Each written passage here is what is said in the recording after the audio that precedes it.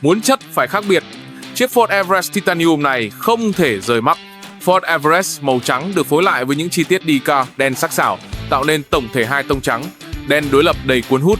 Ngoại hình trở nên cơ bắp hơn với bộ body kit AKC V1, kết hợp mặt ca lang phong cách Jeep, đậm chất off-road nhưng vẫn giữ được vẻ hiện đại, lịch lãm.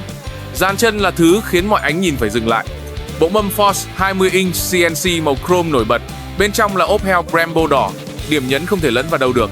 Hệ thống treo được nâng cấp với bộ phuộc Profender, là cái tên top tier trong làng giảm xóc, giúp triệt tiêu hoàn toàn cảm giác bồng bềnh, lắc ngang ở hệ thống treo zin.